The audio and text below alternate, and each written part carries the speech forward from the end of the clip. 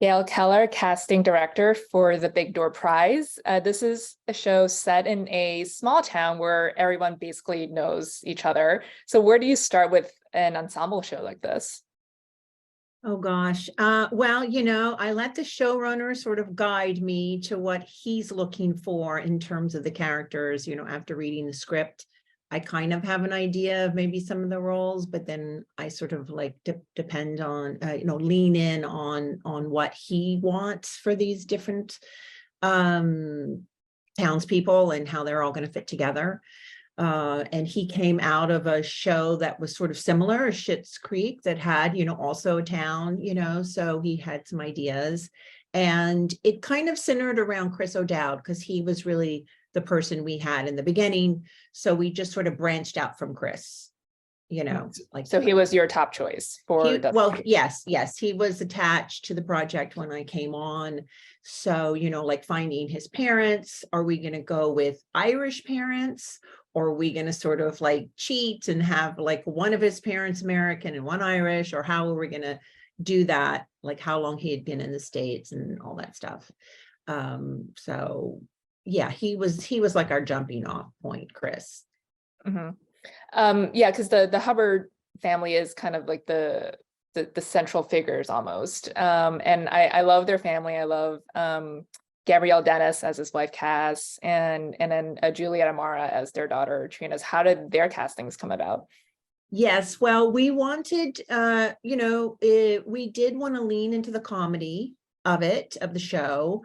And so we were sort of focused on, for Chris, looking for a wife that also had comedic chops. And in the process of auditioning these actresses, we did have some Kim reads, even though everything was over Zoom, because Chris was in Ireland, and a lot of people were all over the States. So it started with just leaning into the comedy, and then once we found Gabrielle Dennis, then we started looking for the daughter, because we didn't know who the mom was yet. So we wanted to make sure we had the parents before we started searching for the daughter. So once we had Gabrielle Dennis and we knew that the daughter was going to be mixed race, then we had to like sort of more specifically look for a mixed race daughter. Yeah. And how did you find Juliet?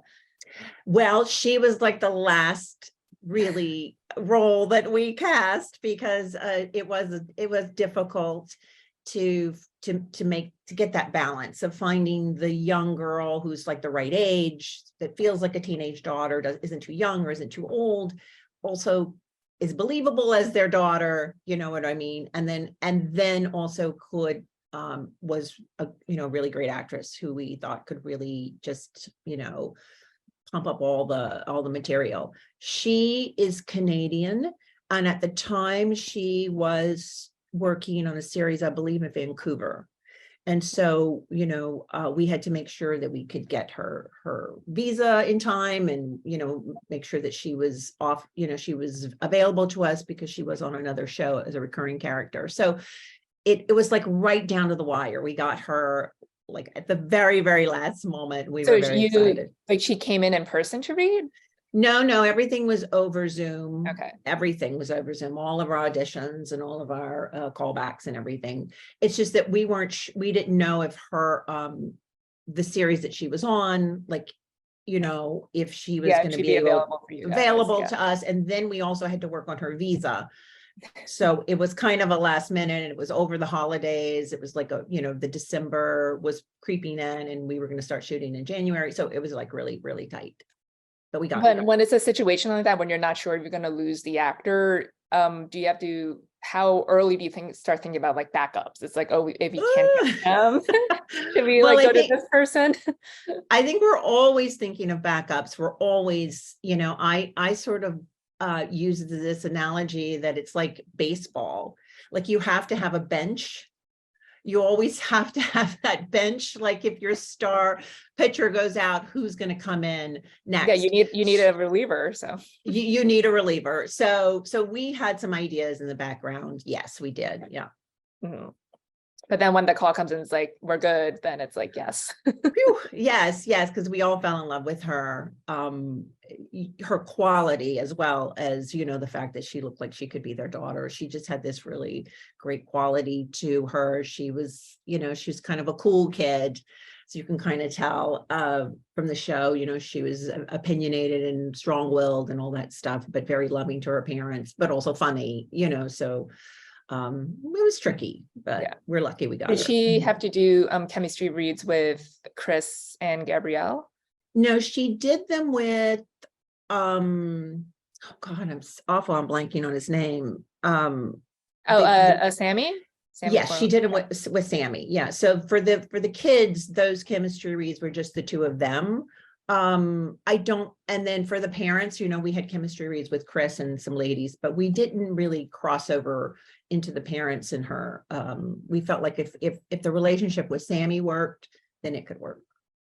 Wow, that's fascinating, because the three of them do feel like such a strong family unit. Yes, they do. Yeah. So correct me if I'm wrong. This is Sammy's first acting credit, right? Yes, it is. Yeah. Yes. So how did you find him? Well, we found him. We did find him through an agency who had just signed him, but they found him through TikTok. Okay. So he was a kid that was, we didn't find him on TikTok. Actually, the agent was pushing him, but, she said, he doesn't have a lot of credits. He's this TikTok kid, but we think he's great. So we auditioned him first and really loved him and thought he had so many of the qualities we were looking for Sammy. Then we sent him to David West Reed, who fell in love with him as well. And then we did a bunch of chemistry reads. I think we might have done a Sammy chemistry read. I can't remember I think it was just with Juliet. I think it was just her, with the daughter. I don't think we did it with the parents, with the father. Yeah. What's it been like now with, social media, just kind of finding new talent on these platforms like this, like TikTok, you got Instagram, It's crazy. We've been using, I've used YouTube for years and have always found, because I do so much comedy, I can really go down that YouTube, rabbit hole and search for comedy clips. Instagram and TikTok are a little newer, right? But it's we are sort of looking down. We're looking at those platforms too to see what we could maybe find, but it's not like our go-to necessarily, because I really like to see someone's work. I like to see if they've been in a show or, they've been in another project, or even if they're doing like, improv at a improv club somewhere, I like to kind of find those things. But yeah, it's definitely helpful when you're trying to find new talent. Mm-hmm. Yeah, because that's like basically the reels too that you have. Yes, exactly. Yeah.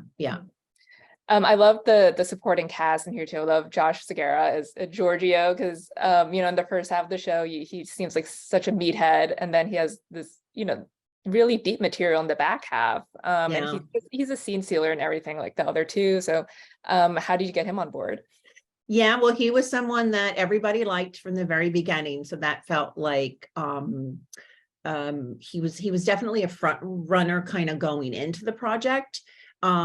But and I think it was, like you said, it's grounded in so much comedy that he's able to do, but it's also grounded in a lot of like real kind of more deep, meaningful kind of dramatic things too. Like he really is an actor who could walk that fine line, and I worked on Trainwreck, which was the Amy Schumer movie a couple of years ago, and Josh had a very supporting role in the beginning of the movie, and I think it was, I knew that he could do the comedy, and I knew that he could walk that fine line, like what you mentioned, because of the other two and some other things that he's done.